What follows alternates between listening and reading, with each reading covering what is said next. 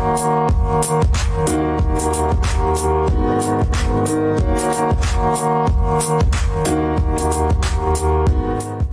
there everyone, I'm Blake and welcome back to Let's Talk Tech, the podcast all about talking about tech.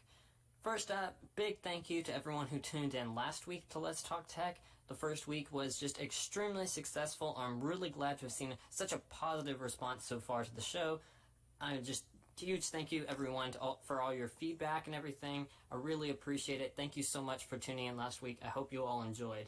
Look, we've got a whole bunch of tech news to talk about today, but real fast, I just wanted to quickly mention that the Let's Talk Tech podcast is officially available wherever you get your podcasts. So we're now available on Anchor, Stitcher, Pocket Cast, Radio Public, Google Podcast, Breaker, and even more websites are on the way. So a big thank you to all the websites that now offer the podcast, and hello to everyone new listening to this week's episode on any of those websites. And of course, if you prefer listening to your podcast in a more video format, we do offer a video format on my YouTube channel, Blake One Studios. It's great because it's got fancy talking points, fancy graphics, images, videos, and more. It's really just one of the best ways to tune in to the show. So if you're interested, go check it out, youtube.com/Blake One Studios. And with that introduction out of the way, let's get right into the latest tech news from Tech this week, because there's just so much tech news to talk about this week. Doubled the stories this week that we're talking about. So we've got Amazon Alexa, we've got IGTV, YouTube premieres, a big Google Home bug to talk about later, brand new apps that launched this week, etc., etc. So much to talk about this week, so let's go ahead and jump right into it with Let's Talk Tech.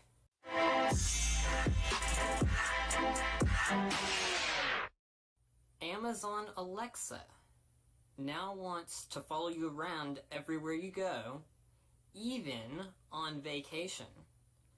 Earlier this week, Amazon announced Alexa for Hospitality, which is a special edition of its Echo devices designed for hotels and resorts. The special designed version of Alexa will offer a tailored experience depending on the hotel and the hotel amenities offered, but in a nutshell, it can control smart lights, blinds, thermostats, etc. if the hotel offers them. It can request housekeeping or room services, and it can answer location-specific questions such as what time the pool closes, where certain hotel amenities are located, or even information about the city that you're staying in and transportation offers nearby. Now, that's really interesting. That is an interesting move I didn't see coming, but apparently hotels have been doing this for a while, including Marriott hotels, which Marriott International Hotels plan to actually integrate this new Alexa system at select hotels this summer, but there have been some off-brand hotels that have actually done this in the past, and now Amazon appears to be making a more uniform system. I assume more hotel brands will jump onto this Alexa for Hospitality system in the future, or at least will be eyeing the idea of hopping on board.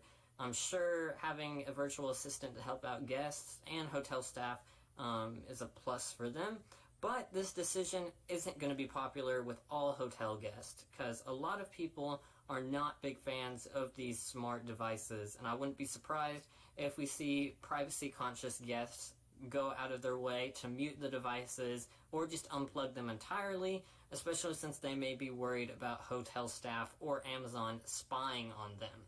Now, Amazon did clarify a few things regarding privacy, and the first thing that they clarified was that recordings will be deleted daily and they won't be stored all the time, and so take at that whatever you want. Apparently the recordings that the device does collect will not be stored for very long. I don't know. I don't know why. I've never quite understood why these devices actually save recordings for an indefinite amount of time. I have a Google Home right here, and it literally stores everything I say permanently to my Google account. I've never quite understood this. I guess it's so like the machines can learn and adapt to how you talk. I don't know. I've always found that to be a little weird, but on these Amazon devices, the recordings will be deleted daily, and hotels cannot access information on how the devices are used. Amazon didn't specify exactly what this meant. I'm assuming hotels would at least be able to see basic usage statistics or errors or, something like that, but I would assume that the hotels can't just listen to everything you say to these devices. I'm sure there's just some basic statistics, or maybe there's nothing at all. I don't know. Amazon didn't really specify on this, but hotels cannot access information on how the devices were used. It will be interesting to see how these new devices are deployed. Are they useful at all? That sort of thing. Do people actually find these types of devices easy to use? Obviously, I expect a very small number of hotel rooms to actually use them at first, mainly due to higher costs and, of course, privacy concerns from guests, but it'll be interesting to see how this idea works out in the future. Instagram has officially declared war on YouTube with its new video sharing platform, IGTV. The social media giant had some big announcements on Wednesday this week. I'm going to tell you those right now. First up, it is official. Big news from Instagram here. Instagram now has 1 billion active users. 1 billion. That's a lot of people. I remember when Facebook hit this milestone not too long ago, a couple of years back. And now here's Facebook's little baby, Instagram, now reaching this milestone. That is a lot of people. Congratulations, Instagram. But the second big announcement this week was that Instagram is now launching a new part of their app called IGTV, which I guess stands for Instagram TV. It's kind of interesting how they're marketing this. I'll explain that in a second. But IGTV is Instagram's new solution to things like YouTube and Snapchat Discover. Creator-centered videos made by creators for users to watch in the Instagram app and in the new standalone IGTV app. Now, the name and the way they're marketing this is interesting because they're trying to make a statement that watching videos online is the new TV. I'm not sure how I feel about this statement, but it's definitely not false. It's actually quite true. I remember YouTube has made this statement a lot recently as well. Instagram started the event by stating that teenagers are watching less TV and more online social media videos, so I'm assuming that's why they're claiming that this is the new TV. IGTV is different, though, from the way we've been watching online videos for the past while. Videos are all vertical because it's designed for viewing on mobile phones. Videos aren't limited to 1 minute, unlike the current video sharing system on Instagram. Instead, videos can be up to 10 minutes long or up to an hour long if you're one of the large verified accounts on Instagram. The app is designed to be mobile first, hence why you have vertical video. I know a lot of people aren't exactly fans of vertical video. I did try it out, and it is kind of nice. It's nice to see something different. But there's 4 main sections in the app called For You, Following, Popular, and Continue Watching. Users will be able to like, comment, and share videos via direct messaging. Now, according to Instagram, anyone will be able to upload content to IGTV via the mobile app, and these larger creators will be able to upload to the web, which will be convenient for them because they're probably planning to upload fully edited, produced content from their editing software straight to IGTV. Now, I'm already starting to see quite a bit of restrictions here, and I'll explain why I don't like these in just a second. The new features, though, will be available in the Instagram app and on the standalone IGTV app within the next couple of weeks. Everything is supposed to be rolling out globally within the next couple of weeks. I received the update immediately after the launch event, and the new IGTV app, which is a little different, was released a few hours after that, but it's still sort of a slow rollout. Not everyone has received it yet, so I assume it's still happening. Now, there's 2 different ways of watching all this. There is a new IGTV button in the app, and then you can also download the standalone app called IGTV. So there's 2 different ways to watch it, but both ways are like exactly the same. So you can just wait for the update to reach your Instagram and still be able to do all the same things. You don't have to go out and download the new app. My take on this. I have a pretty strong opinion about this. I've heard a lot of complaints about it being vertical format only. I haven't seen any disadvantages to this new way of watching videos online yet, though. If anything, it does make a lot of sense. There's no need to rotate my phone when watching videos on IGTV because it's all vertical. The new app is designed to be mobile first, so that's why it's vertical video. But there is a disadvantage to this, and that is that it means that we won't be seeing IGTV on like computers, for example, because it's mobile first. It's kind of unfortunate because it means that any kind of release on other devices seems highly unlikely. Hence the words mobile first. That's kind of the business model that Instagram has followed over the past couple of years, and it's unfortunate, but that's how they do it. Mobile first, everything else second. Now, there is a ton of restrictions on this so far, and I'm not liking this. One of the reasons why YouTube has been great so far over the past couple of years is there hasn't been very many restrictions on creators. That has changed recently, but there wasn't very many restrictions on what you could do. I really, really, really dislike the limit to 10 minutes unless you're a large account. Instagram did a fantastic job of misleading people watching the event into thinking that everyone could upload up to an hour long. It's going to be great. At no point in their launch event did they mention, oh yeah, by the way, unless you're a verified account, you can only upload to 10 minutes long. Sorry about that. It's very misleading. I only found out about the limit after the event when I went through digging all their support and PR articles about this on their website afterwards. They just completely misled everyone, completely fooled me, and that's why I'm telling you right now, hey, unless you're a verified account, you're only going to be able to upload for 10 minutes or so. It was just extremely misleading, and that infuriated me. It's important to note that if Instagram continues limiting smaller accounts like this, they'll just end up like YouTube has lately. Restricting these smaller accounts hurts talent and turns people away. Even YouTube does not have insane upload limits like this, where you can only upload to 10 minutes. I don't need 10,000 subscribers to upload a half-hour podcast to my YouTube channel every week. All you need to do is verify your phone number, which isn't that hard or demanding anyway. Overall, I really dislike how the app autoplays videos when you first open it. It's really hard to find a good video to watch when there's some moron talking in the background about their new vlog series. I've found it just extremely hard to go through the app and find a video without actually pausing the video that's playing in the background first. It's just very distracting. The user interface is extremely annoying, and it makes finding decent videos on there really difficult.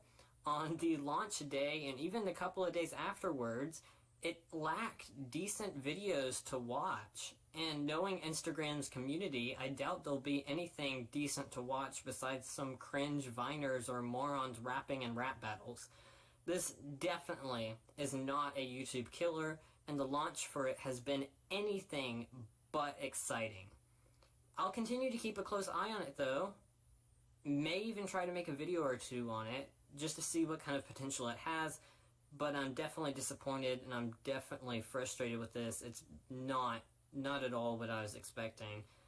It was just very disappointing.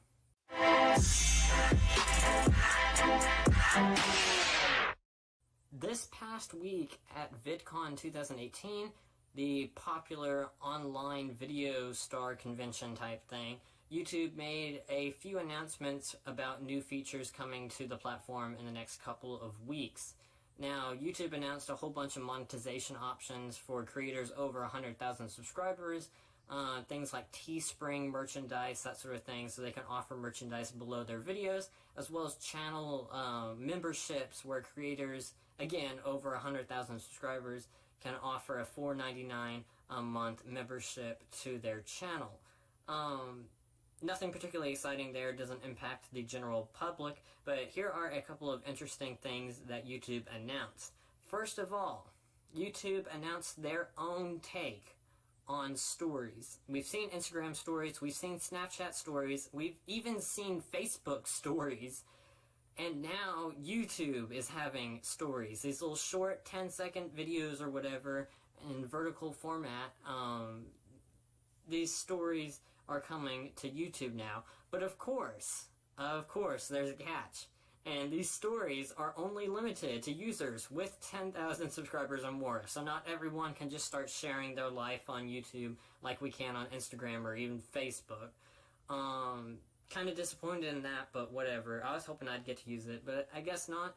The bigger announcement, though, that YouTube made was that there's a new feature coming for live streaming videos. It's called YouTube Premieres.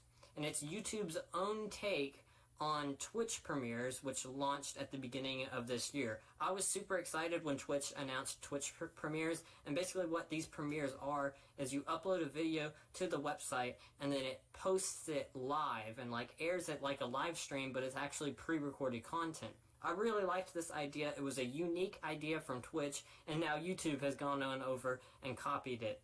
But premieres were honestly just a genius idea. I used it myself, and I really look forward to being able to use it on YouTube more, to easily post videos in a more engaging format so I can chat with you guys about the video while the video is actually playing, unless, of course, they restrict it to 10,000 subscribers or something dumb like that. Really, YouTube, I mean, these restrictions, they don't help talent, they hurt talent. So now I've got 2 Google-related announcements for you guys, new things that they launched this week. So first things first, Google Podcasts. Now, over the past few months, Google has had a sort of hidden podcast app available in the main Google app on Android smartphones, nicknamed Google Podcast. It sort of existed, but not very many people knew about it. It's kind of hard to get to.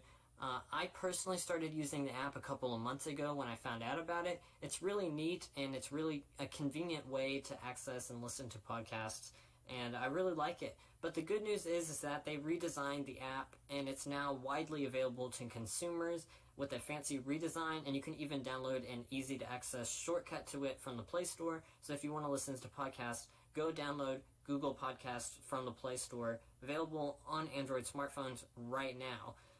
Even better news about Google Podcasts is that it's the Let's Talk Tech podcast, your favorite podcast show in the entire world, is now officially available on Google Podcasts. So if you want to check it out, you're on Android or have Google Home, you can check it out by searching for Let's Talk Tech in the Google Podcast app, or just search for Blake One Studios. You'll find it eventually. You can subscribe to the podcast, and you can even download episodes for offline listening through the app. It's really great. I really love the design of it and everything. It just works so great. It's just a convenient way to listen to podcasts. It's been my go-to podcast site so far. Besides Anchor. I really like Anchor, but Google Podcast. Check it out in the Play Store if you want to listen to Let's Talk Tech on it. You know, maybe you sort of like Google, get their podcast app. It's really great. But the other big Google announcement this week is that Google finally began rolling out the brand new Android Messages for Web website. The website is live right now and can be visited at messages.android.com. However, you'll need a phone with Android Messages installed, and you'll need to scan a QR code to activate it. Now, basically what this is it's a website that you can pull up on your computer, or some people even pulled it up on their iPads. And what this allows you to do is it allows you to text from your Android phone using a computer. It's really great. So the rollout for it has been extremely slow, like most Google feature rollouts usually are. But after waiting like 3 days, it finally reached my phone, so I was able to activate it on my main PC, and it works great. It's a little slow, but that's okay. It's kind of a weird way of text messaging people. Google does advise that you keep your phone on Wi-Fi to reduce cellular data usage if you're on the go. Personally, I really only see myself using this when I'm at my computer desk working on stuff, but still a good note to keep in mind. Also, there's a dark mode on the website too. Just thought I'd point that out. Dark mode for the win. It's great. But check it out. And messages.android.com. Android Messages for Web works great. Check it out if you have Android Messages or use an Android smartphone. I really like it so far.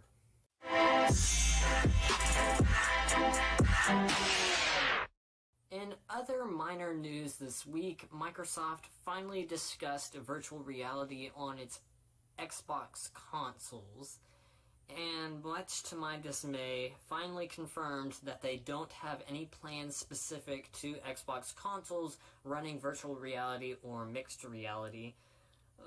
That's the words of Microsoft's Chief Marketing Officer, Mike Nichols, who told GamesIndustry.biz this week that the PC is, quote, probably the best platform for virtual and mixed reality, end quote.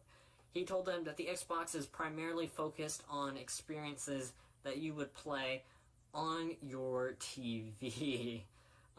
It's pretty ironic that they say this now, because last episode here on Let's Talk Tech, I briefly mentioned that the next Xbox coming in 2019 or 2020 could, in theory, offer virtual reality features. I said that would be a great selling point for a future Xbox console, but it seems Microsoft isn't quite interested in doing that. Oh well, that option has been scrapped, but with that potential selling point now rejected by Microsoft, I'm even more confused on what this next Xbox is. I mentioned this last week. I'm not going to give you a full recap on what I said, but what is the next Xbox going to offer? Is it just going to be better graphics? I don't know. But there's not really much I can see Microsoft adding to an Xbox now. They're really going to have to surprise me next time if there's going to be any sort of big features, because that was the last feature that I kind of thought was missing from Xbox. Kind of unfortunate news to hear, but I kind of get what they're saying. I'm just confused on what this next Xbox is if there's no virtual reality. What else is it? I don't know. We'll see next year, I guess. This week, the all-new Minecraft Bedrock Edition game for Nintendo Switch finally released after over a year since the new version was announced for Xbox One, Windows 10, phone, virtual reality devices, and the Nintendo Switch. So it's been about a year. For some reason, the Nintendo Switch version of the game took longer than the rest of the versions of the game, but Nintendo Switch finally has the Bedrock Edition version of the game. The new version replaces the current Nintendo Switch Edition with new experiences such as servers and cross-play between devices such as Xbox One, phones, virtual reality devices, and Windows 10 devices. As you can see, PlayStation isn't on that list. Sony just refuses to ever have the idea of consoles being able to play with PlayStation players. It's really unfortunate because it's really hurting their community. But Sony just rejects the idea of ever offering crossplay. We saw it with Rocket League last year. They refused to have their Rocket League game play with other Rocket League games on other consoles. And we saw it with Minecraft last year when Better Together was announced. We're seeing it now as another console hops on board the Better Together update type thing. And of course we saw it with Fortnite again this year. Sony just doesn't want crossplay with other consoles, and it's really unfortunate that they're being so strict with this. And it's not just those games, it's other games too. It's really unfortunate because it's not good for the sort of crossplay market that we're beginning to see now. But Minecraft is now the sort of Bedrock newer edition of the game is now available on Nintendo Switch, which officially means that Minecraft players on Nintendo Switch can play with Minecraft players on Xbox, and that is really exciting because the crossplay sort of trend is really starting to take off, and that's really exciting. I can't wait to see how crossplay connects gamers on different platforms even more in the future.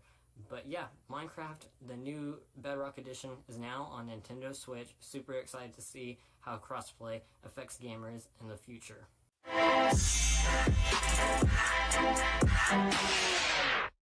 Just almost 2 months after Google launched its brand new AI-powered Google News app, Microsoft has officially launched Microsoft News for iOS and Android devices. I swear, every tech giant just has to have their own method of distributing news these days. We've got Apple News, we've got Google News, Facebook has their own news service coming, and now Microsoft has it as well. Now, to make Microsoft's news service even more confusing, it's not called Microsoft News everywhere you see it. The new app, which redesigns the old Bing News app, is the only place where it's called Microsoft News. So it's only called Microsoft News on iOS and Android. Here's the quote from Microsoft here explaining this. Microsoft News is the new name for our news engine that powers familiar sites like MSN.com and our newly redesigned Microsoft News app for iOS and Android. Microsoft News also powers news on Microsoft Edge, the news app in Windows 10, Skype, Xbox, and Outlook.com. So that's a direct quote from Microsoft. Now, my thoughts on this Microsoft News is the app looks good, and guess what? It even offers a dark mode. So do you see a recurring theme here yet? Dark mode is finally starting to take off, which is great. But honestly, the best news app out there right now is Google News. You cannot beat Google News. And believe it or not, the AI stuff that Google mentioned, it actually works. And it's really nice having the news topics that I care about pop up in my news feed rather than random stuff from publishers I don't want to see or news topics I particularly don't want to see. I am a Microsoft Edge user, believe it or not, so I see the MSN news feed every single time I open up Microsoft Edge. And that gives me a good overview of what's going on. There's no personalization in it at all. It's just they throw a bunch, like 20 news topics at you on the screen. It's not as great as Google News, which I use on my phone all the time. Just nothing has been able to beat this smart machine learning that Google offered in Google News. But it is nice to see that Microsoft is indeed working on its services and improving Microsoft News, so nice to hear that.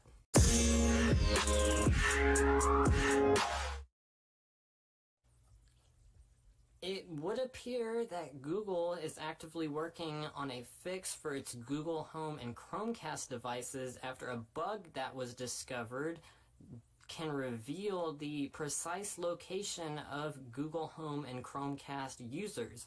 Now, this huge security flaw, which was discovered by security research firm Tripwire, exploits a loophole in Google's servers to verify a list of Wi-Fi networks near a device with Google's extremely precise geolocation services. Now, Craig Young, who is a security researcher who first discovered the bug, said, "I only tested this in 3 environments so far, but in each case, location corresponds to the right street address." Now, a fix is currently being worked on by Google and will supposedly reach consumers in the middle of July, but it's a pretty big issue. Just by exploiting this loophole, you can discover the exact location of a Google Home or Chromecast user. Pretty big issue, but Google is working on a fix, and it will reach consumers in July. So keep that in mind if you're a Google Home or Chromecast user. Just be careful out there. Yeah, internet's a dangerous place.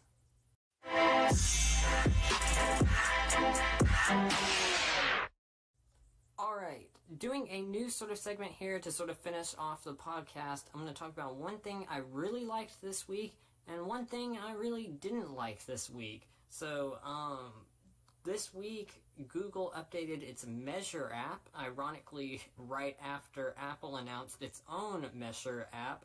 And basically what these Measure apps do is they use augmented reality to allow you to measure things with your smartphone. It's really cool, but Google's Measure app sort of died off because it was built on Project Tango, which really doesn't exist anymore. It was replaced by ARCore, which is Google's new augmented reality platform.